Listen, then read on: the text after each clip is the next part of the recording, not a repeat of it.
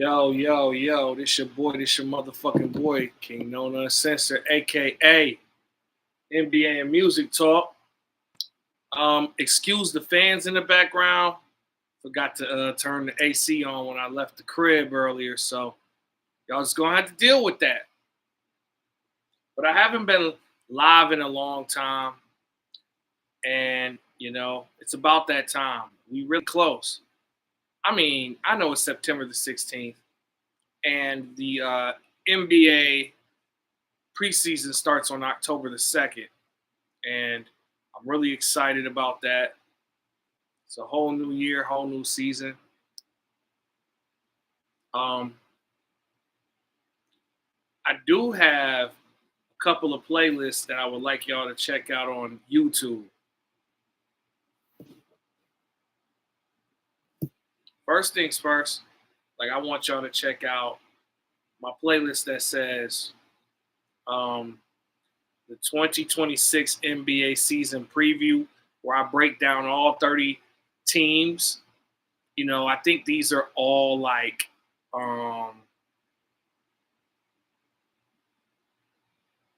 maybe about a minute and a half at the most, because I think this was made before the shorts got extended to 3 minutes or 2 minutes and 59 seconds. But yeah, man. Also, what we're gonna get into this, right? I also want you to check out the other playlist, the 2026 record predictions for all 30 NBA teams, because I'm going to give my record predictions on this live. So whether you're in the chat, whether you're checking me out, you know what I'm saying?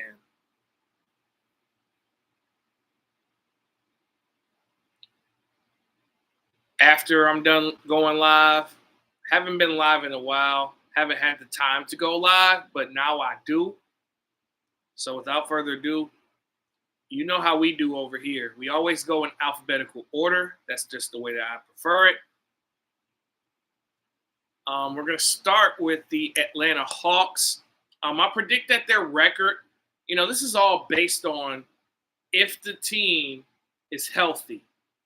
But then again, I could go by tendencies, but still, I base this based on health. So the Atlanta Hawks, I picked them to go 45-37. We look at the roster right now. We look at the potential starters for the Hawks. ESPN's depth chart of the starters consists of Trae Young, Dyson Daniels, Zachary Ricochet. I don't understand how. That's kind of weird, though. Is Jalen Johnson? I don't know why they still have last year's depth chart on here. All right. So ESPN has not updated the depth chart, I see, because Clint Capella's name is still listed on the roster, and he's on the Houston Rockets. So ESPN, we're not going to go by their depth chart. I'm just going to go by what I feel like should be the starting five, in my opinion. So I would say Trae Young, Dyson Daniels, Jalen Johnson, Kristaps Porzingis, and an Onyeka Okongwu. I think that should be the starting five.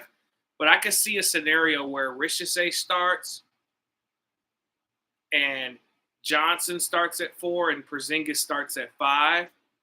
But I think they should start Okongwu, because I think he has a lot of potential, and him in that pick and roll with Trae is going to be dangerous. But this Atlanta Hawks team, as far as their depth is concerned, I kind of like Luke Kennard addition, Karis LeVert addition to the team. That's going to really help them. They're going to be big sparks off this Atlanta bench.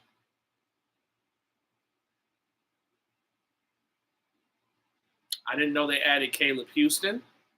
That's news to me. Caleb Houston could shoot. I don't know how big of a role that the rookie Asa Newell is going to play because he's 6'11", but he's like 220, which is pretty decent. I could see him playing a lot of backup five.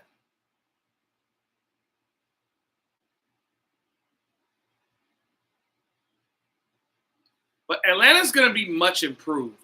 This is going to be a team that could finish top 5 in the Eastern Conference, especially with all the injuries that's going on. You know, the Bucks lost Lillard. You know what I'm saying? Tyrese Halliburton is going to be out for the season. Jason Tatum is likely going to be out for the season and the playoffs. So the East is, you know, it's going to look different. And I think that Porzingis is somebody that you have to watch for injuries. You know, Jalen Johnson, I think he tore his ACL last season. So I don't know if he's going to be ready for training camp. If y'all know something, let me know about that.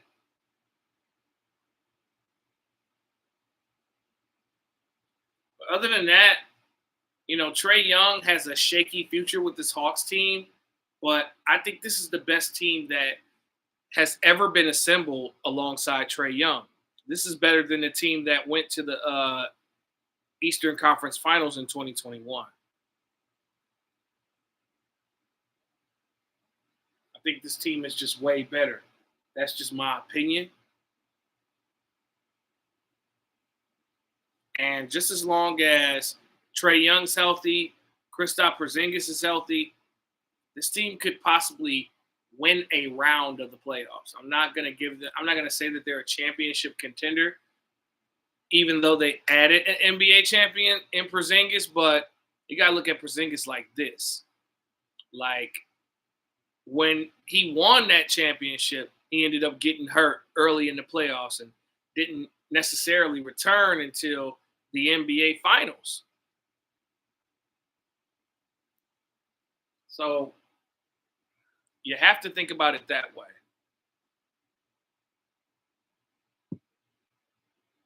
But it's potential there. I just feel like Ricochet's got to step up a little more because, you know, we've seen him under the bright lights in the play-in game. He did not do well in that game. I understand he's a rook, but at the same time, your potential is measured on what you can do when the lights are the brightest. And Ricochet faded.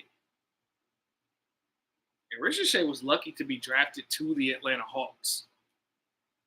Number 1 overall. Hawks are lucky because Ricochet is like, what, 6'8"? Still got to put on a little bit more, man. You know what I mean? No Diddy. Dyson Daniels is definitely going to be the difference. I think if Daniels is aggressive offensively as well as defensively, I think he has all-star potential. Not necessarily like going to make the team. I'm just saying potential. We don't know about how Nikola Jurčić is going to do. We don't know who's all going to be on the main rotation. We just know, oh yeah, Nickeil Alexander-Walker. I didn't talk about him. I forgot he went there. Wow, I forgot he left Minnesota. Nickeil Alexander-Walker's addition is going to be very crucial. So this is a nice little 8-man rotation we're thinking about. Maybe a 9 with Ricochet. And then maybe if you add Asa Newell to that, if he comes along and earns the backup spot, could be possible. Yeah, because you already have Young, Daniels, Ricochet, Porzingis, Okongwu, Johnson, Alexander Walker, Newell, Kennard, Karis LeVert. So yeah, that's a strong 10. That's a good 10-man rotation. Let me look and see where I had everybody. I got a list of the records. I don't know why I'm going to my YouTube page when I have this shit in my phone.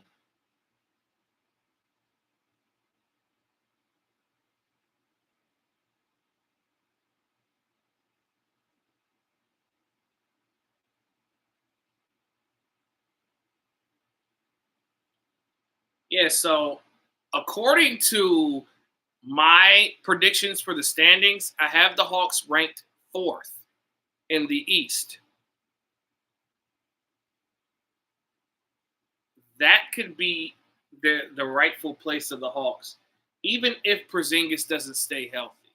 I still think this team can win 45 games.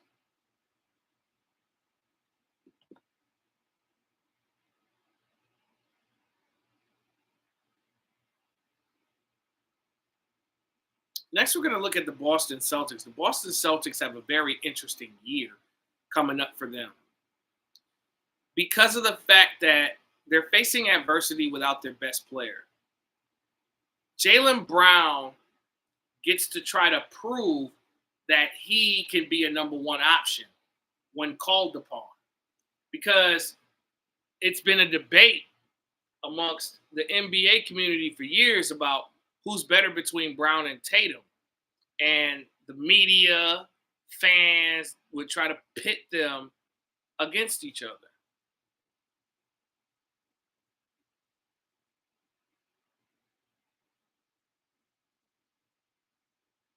You know what I'm saying? So I think that Boston's got a very interesting story. And what does Jaylen Brown average next year? I could see him doing 25, 5, and 5. Or maybe even more points per game. We could maybe see him do 27, 5, and 5. Or maybe even 27, 8, and 5. Because Brown could rebound too. He's an underrated rebounder, in my opinion. So, okay, so the starting lineup is iffy though. We know, okay, so we know that the Celtics said that they're promoting Peyton Pritchard to the starting job. He got the point guard starting job. So it's probably going to be Pritchard, White, Brown.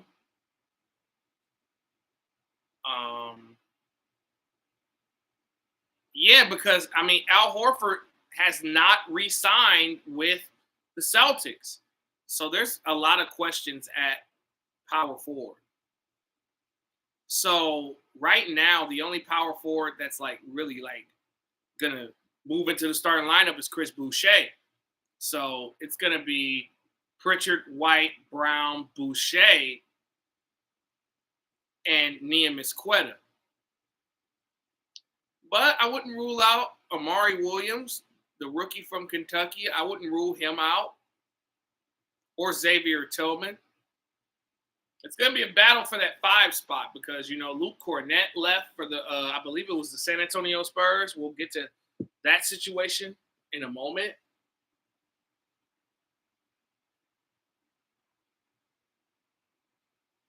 But I kind of like, I mean, I like the starters, but the bench depth, they also have a lot to prove because you got,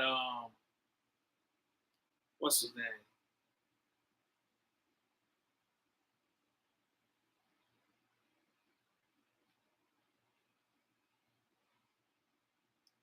Yeah, because Pritchard was your 6th man. And now, you know what I'm saying? He's not the 6th man anymore. But you add Anthony Simons. Anthony Simons, we don't even know if he's going to be there for game 1 because Boston is shopping him right now. I mean, Simons could help a lot of teams if he was the 6th man. I don't know. It just depends on what team needs a 2 guard that can score.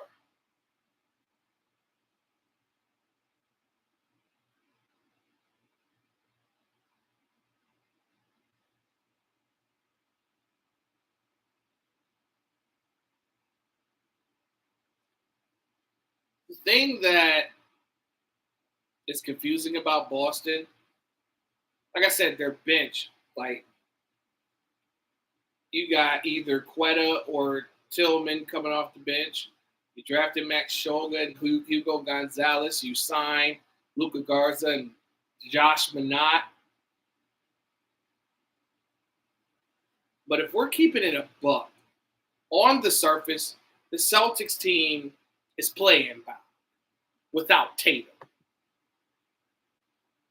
Tatum does so many things on the court, like scoring, passing, rebounding, a little bit of defense, a little bit of perimeter defense, three-point shooting, attacking the basket.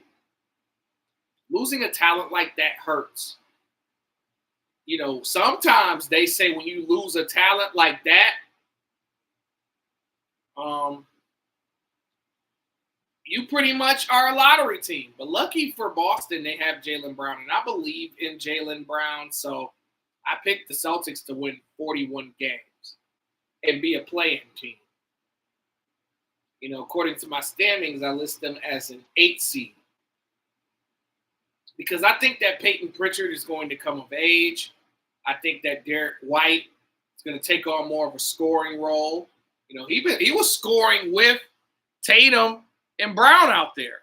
Now with Tatum gone, we can see White get 20 shots a game, maybe 22 to 24. We can see Peyton Pritchard get 17 to 18 shots.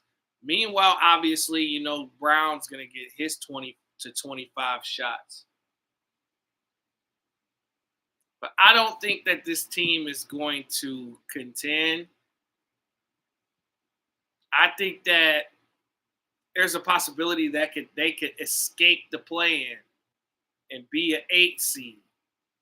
But it's only a matter of time before this team is eliminated. Next, we're going to take a look at the Brooklyn Nets. I don't think much of Brooklyn. I mean, even with the addition of Michael Porter Jr., it's just going to be Michael Porter Jr. and Cam Thomas shooting 30-plus shots a game.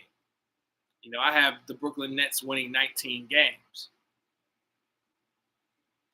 That's not disrespectful. I mean, the Nets roster, even for the East, is still mediocre, if you ask me.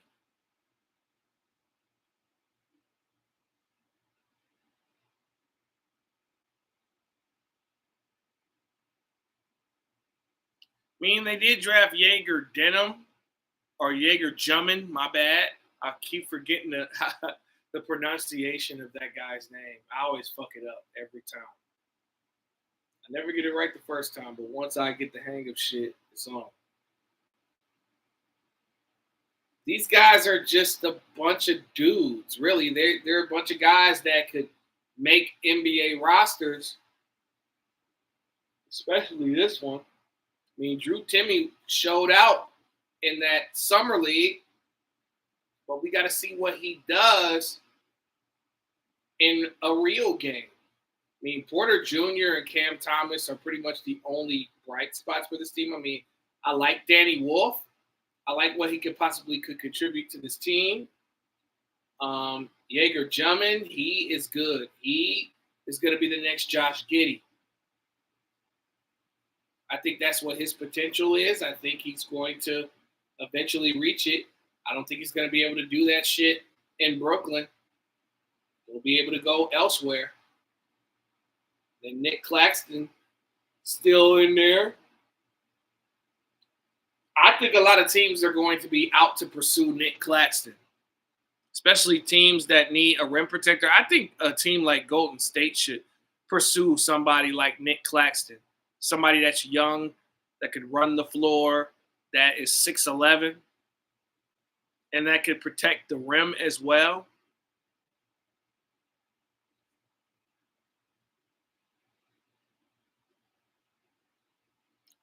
But I have no hopes for this Brooklyn Nets team. I think this is going to be the worst team in the league.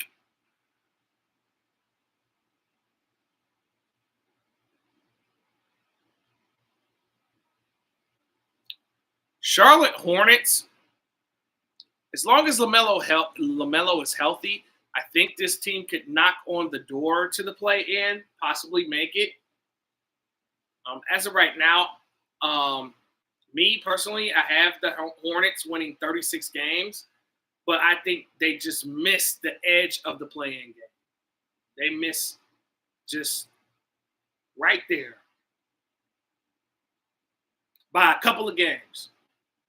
But I think the Hornets are going to improve as an overall unit. I mean, if LaMelo I give LaMelo about 64 games. I predict that LaMelo plays 64 games. Because he's going to get hurt. It's the inevitable. But he ain't going to miss the season.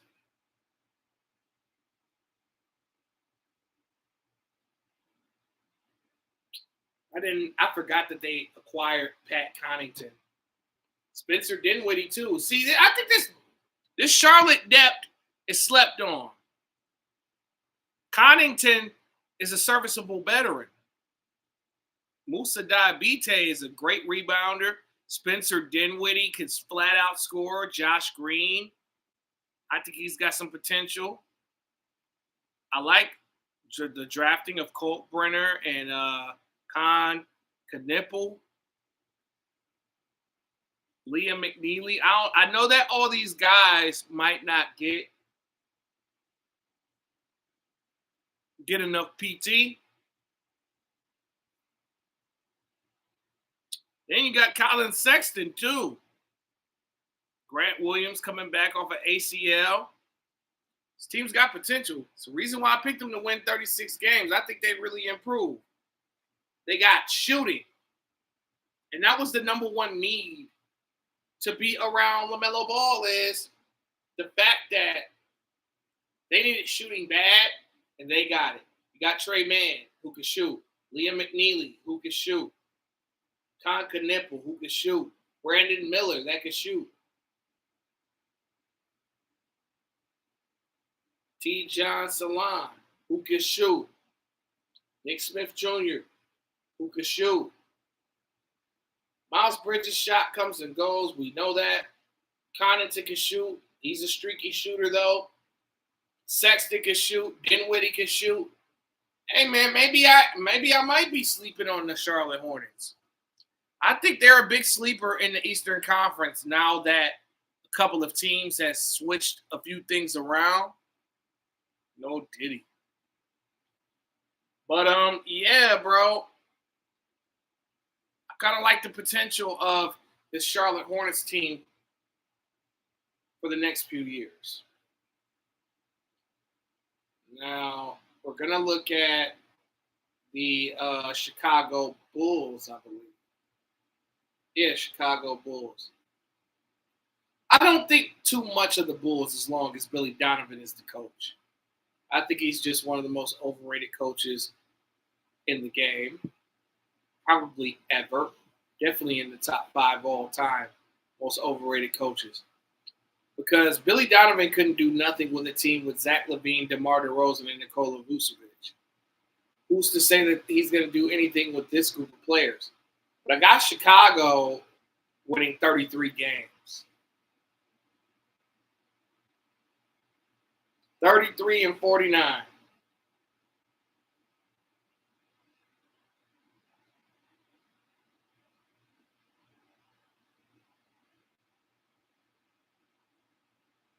mean, this Bulls roster definitely is doing some soul searching. I think Matas Bucelis will make an improvement on.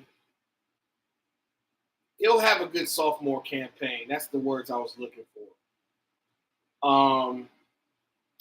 Julian Phillips got a lot of potential too. I just don't know how much he's going to play.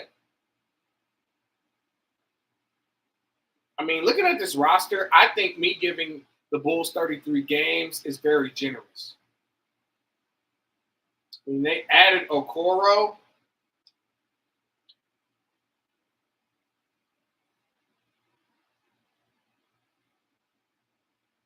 Josh Giddey, he re-signed. He's back in Chicago. So that was a good thing to do.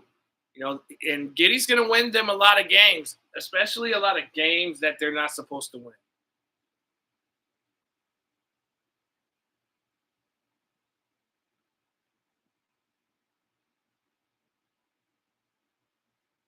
But I could see a starting lineup of Giddey, White, maybe, possibly Kevin Huerter.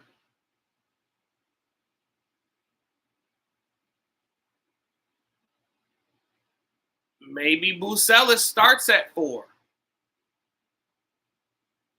And Vucevic. I mean, it's a young team, but I don't think the Bulls are going anywhere this season. Yeah, because I have the Bulls winning 33 games. Now, moving on, we got the Cleveland Cavaliers. This is, I think, I'm going to just be completely honest with y'all. This is Cleveland's last time to contend for a championship. Because this team has been together for 4 years, and they just can't seem to get right. This is a team that folds when the lights are the brightest. Everybody on the team folds and falls apart. From Garland to Mitchell to Mobley to Allen. They disappointed in that Indiana series. I expected a lot more from them. Now, I do understand that the Pacers needed to come back and show that them going to the Eastern Conference Finals was no fluke. And it was no fluke. But now, this is the team that had the best record in the East, and I still think they're going to have the best record in the East. In my honest opinion. I think they're going to have the best record in the Eastern Conference. Because, man, these dudes is a regular season basketball team.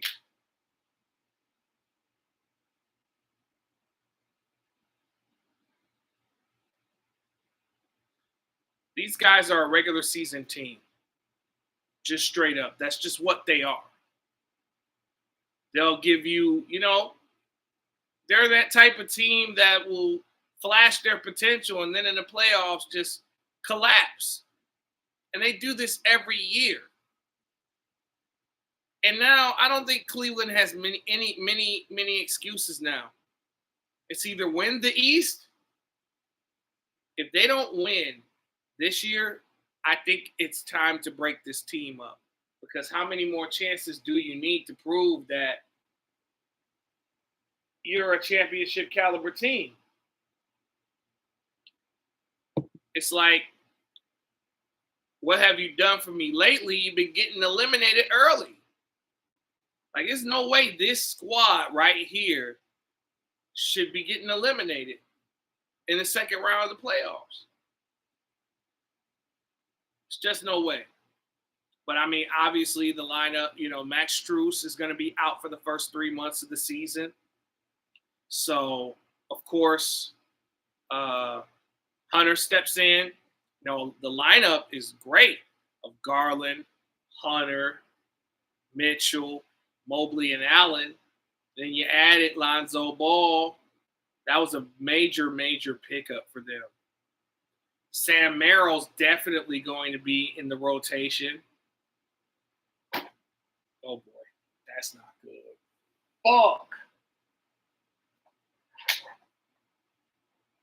I hope I didn't fuck my TV up, Oh, boy. This ain't good. Let's see. Okay, it didn't do shit. Thought I fucked my TV up, y'all. My bad, y'all.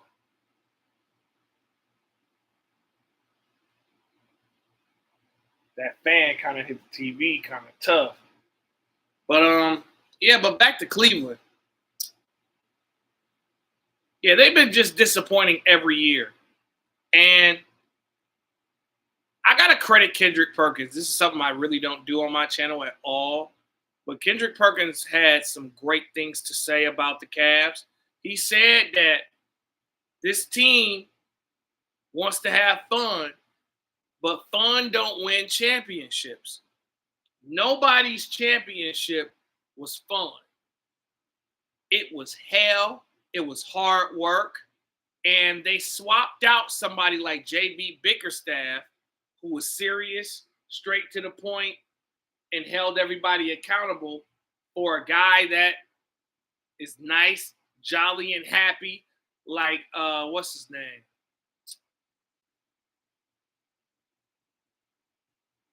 His name is right there, bro. The coach's name of the Cavs. He's overrated as shit, by the way. And I can't think of his name right now. And I don't even like him. I hate him a lot. Atkinson. Kenny Atkinson. That's his name. But yeah, bro.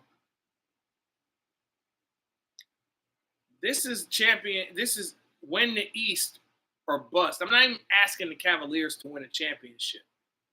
What I'm asking them to do is win the East. And with the East being a lot weaker in competition this year, this should be the Cavs' year to do that. You know, I got them winning 58 games this year.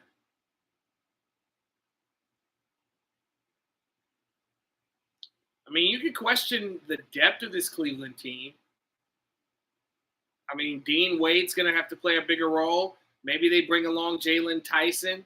We know Merrill's going to be there. They added Larry Nance Jr. That's going to help them. They get a lob threat. You add Lonzo Ball. I just think that they need to go get a backup center. And there are plenty of backup centers available that could join that Cleveland Cavaliers team.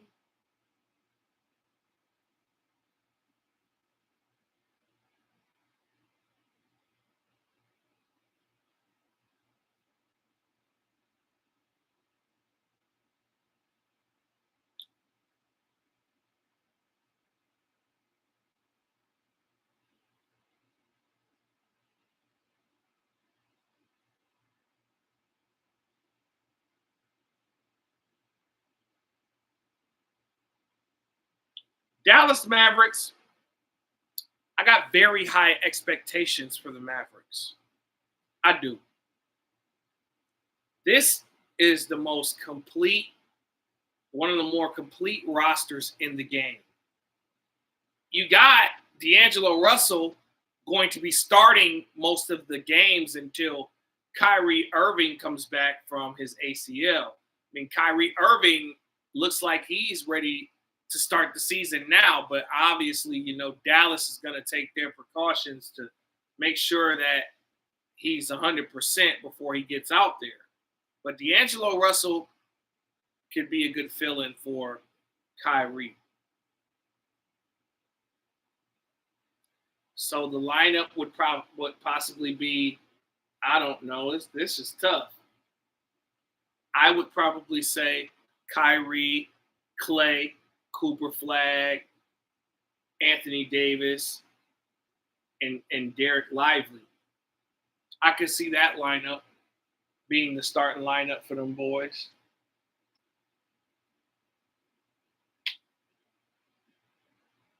I can see that. And the depth is insane. You know, I don't know if Andrew Nembhard's brother, I don't know if he's going to play, y'all. Because he was tearing it up. He was killing in the summer league. I don't know if he's going to make the rotation. Caleb Martin didn't play that much last year. I think Martin could be helpful. You know, they re-signed Dante Exum. Daniel Gafford can bring energy off the bench. PJ Washington just got the bag. Shout out to PJ Washington. If you know, you know.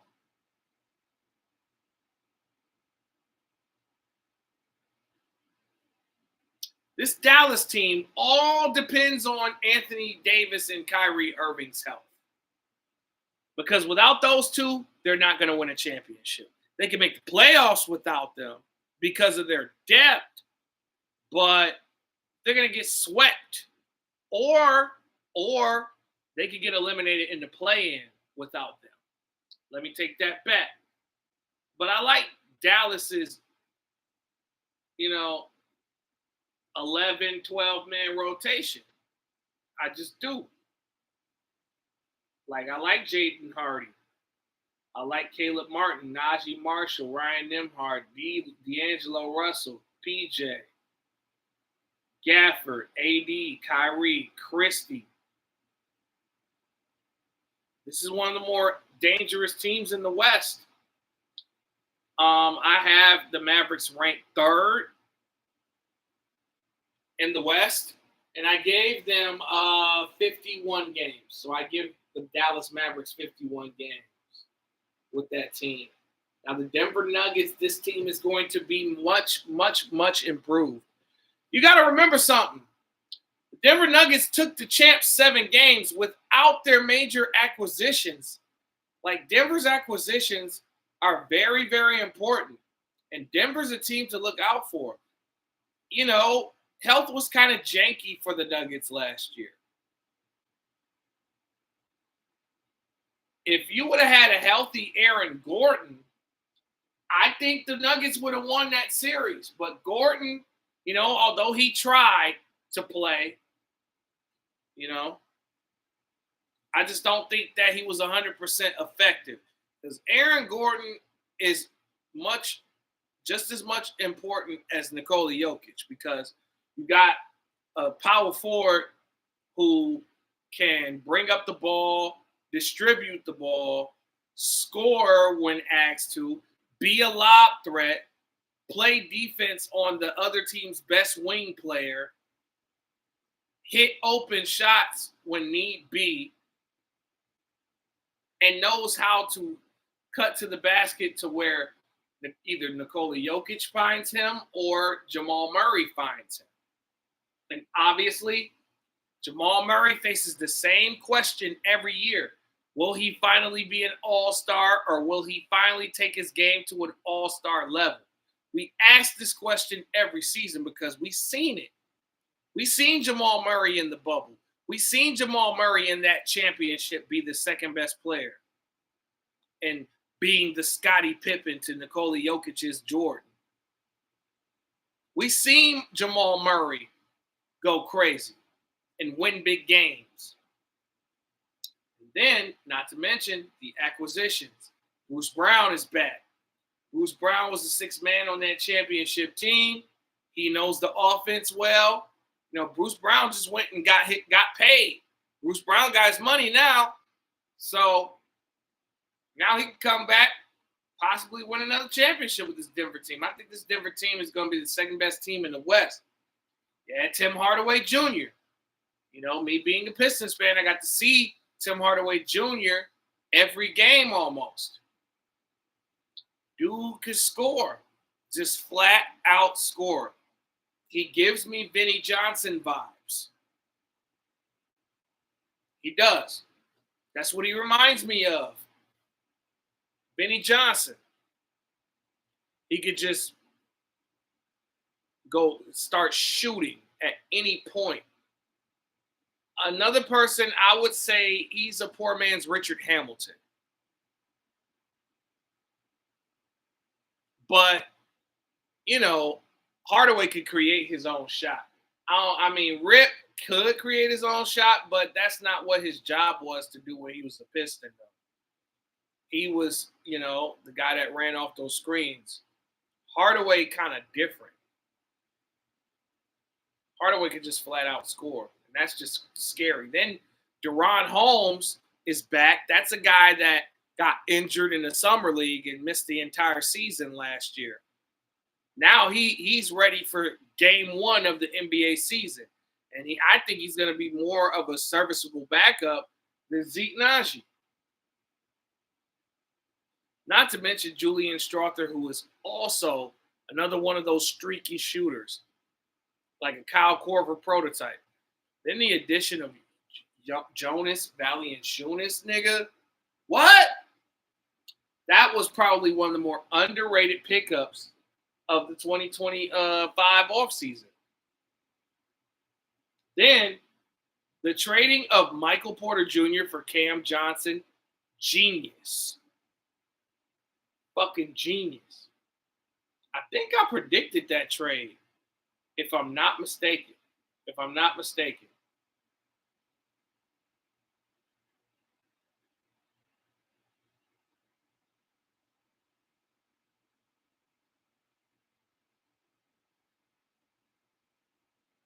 I gotta see how long ago this was.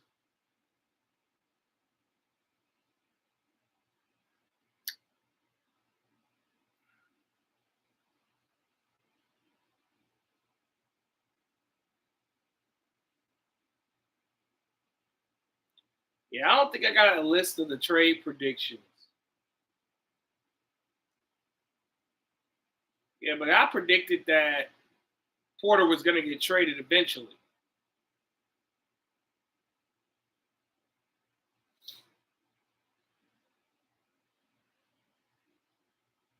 But maybe I was wrong.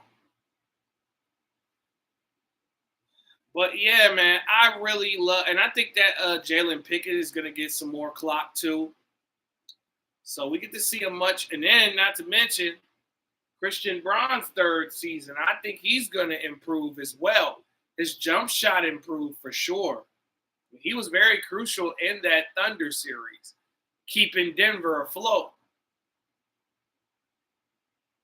But obviously, it depends on the glue of the team and Nikola Jokic. We'll see. Detroit Pistons, my Detroit Pistons, hometown squad. Oh yeah, by the way, I did. I had Denver. Um,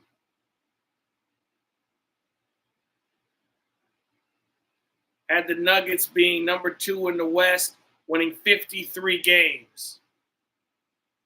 So the Detroit Pistons,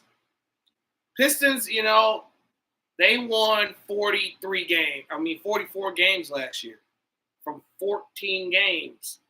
So the expectations are going to be high because they had such an improvement.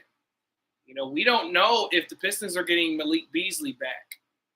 He's been dragging his feet on his free agency decision.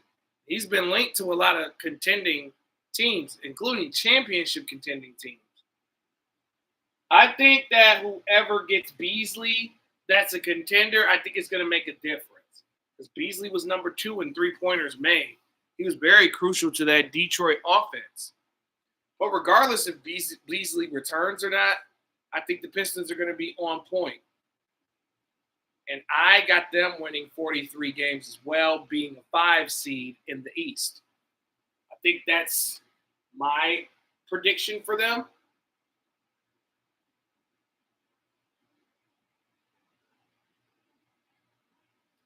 Those are just my thoughts. But yeah, I think that Malik Beasley returning should be very crucial for this Pistons team. I mean, even without Beasley, this team is fine. You still got Cade, who's one of the best players in the world.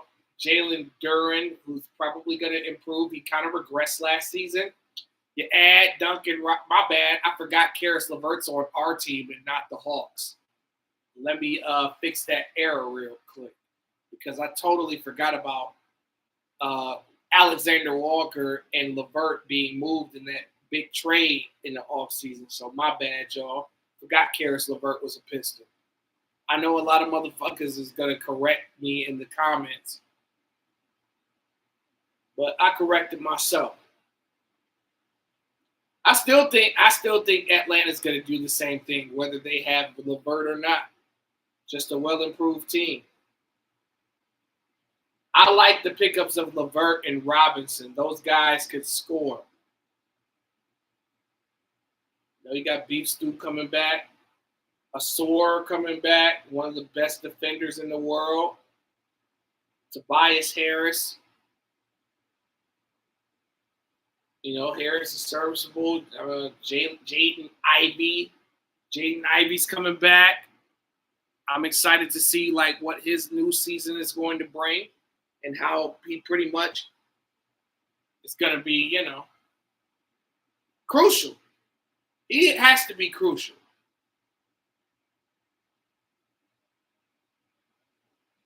I think he could average 17, 18 points per game alongside Cade Cunningham, who could average like 25, 6 and 9. I think Jalen Duren could average a double-double next season. I like them drafting Chaz Lanier, who's one of the better shooters coming out of college this draft and shit. So I'm very interested to see what the Pistons do. I currently have them ranked as a 5 seed in the East. Golden State. Golden State's a team that didn't do well in the offseason. As a matter of fact, their offseason was hot garbage. And I think I call myself being very, very generous when I say that. Their offseason was garbage. I gave them a D, but I should have given them an F. Despite that, I still got the Warriors winning 42 games, being the 8th seed, and being in the play-in next year. Let's look at Golden State's roster.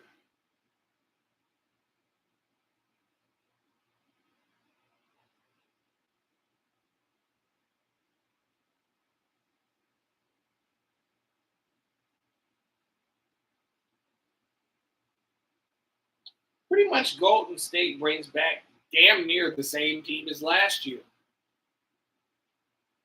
You gotta be disappointed in Mike Dunleavy if you're a Warriors fan.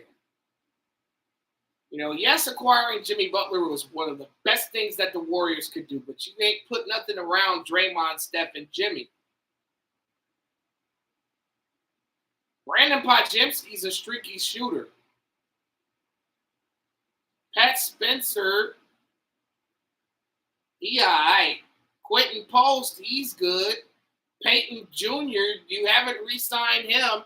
And then you got the Jonathan Kuminga saga, which I talked about on my channel earlier today. I got the Jonathan Kuminga versus the Golden State Warriors video. I got that posted on my page. Check that video out. You could get into the particulars of the negotiations for Kuminga. We don't, the Kuminga signing is holding up free agency for the Warriors because they had players in mind. Now they got to settle for second-tier players because Malcolm Brogdon's gone. That's the guy that they wanted. And, they have their eyes on Al Horford, re-signing Gary Payton Jr., They drafted 2 second-round picks. I'm pretty sure that they might get played. We don't know if Braxton Key's going to have a bigger role. Moses Moody. B-Pods. This is an okay team. This is a team that I think is going to make the real playoffs. But how long they play, we'll see. Now, the Houston Rockets, obviously, Kevin Durant acquisition alone puts this team in the driver's seat. You got to realize something. Houston was the number 2 team in the West without Kevin Durant. And I got the Rockets winning 47 games.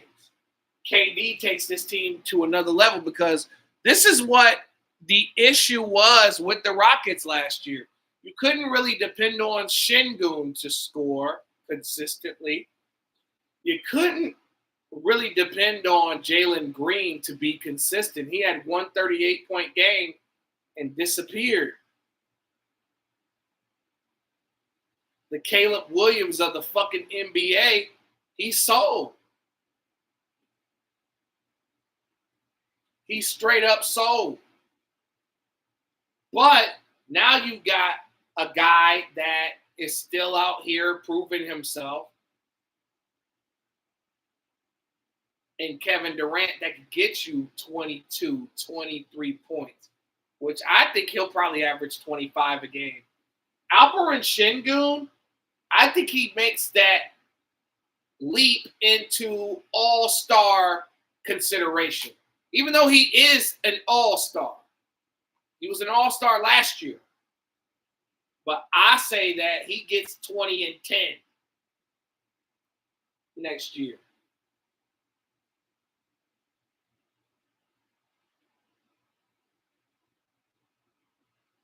I mean, the Rockets added to their depth. Their depth at center, they have the best center rotation in the NBA.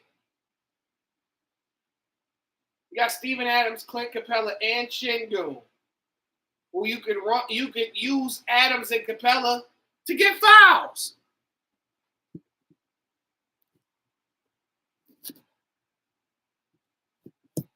It ain't nothing else better than that, in my opinion.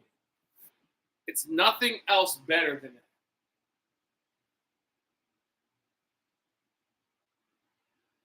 Then you add Dorian Finney-Smith. I forgot about that acquisition. Jabari Smith got paid. You know what I'm saying?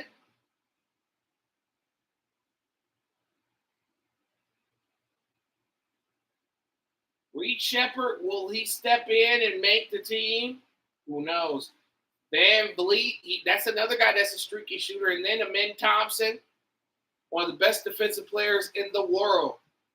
Probably top 5 defensive players in the league. Is Jeff Green going to come back? We'll see about that. Tari Eason, will he make that step? I don't know. They added Josh Okogie too. Yeah, this Rockets team is stacked up and racked up, man. So I got them winning 47 games, being the 6th seed in the West.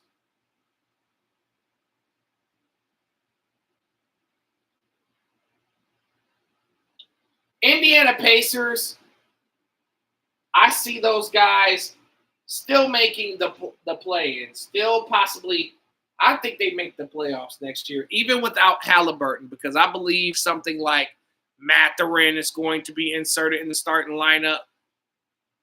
In Halliburton's place, you got Andrew Nembhard at 1. Siakam's still there.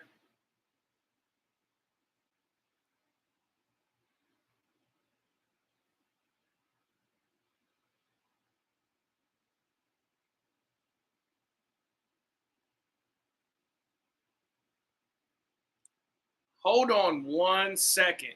Like, I'm going to be right back. We're going to get into this part 2 shit. I promise. I'll be right back.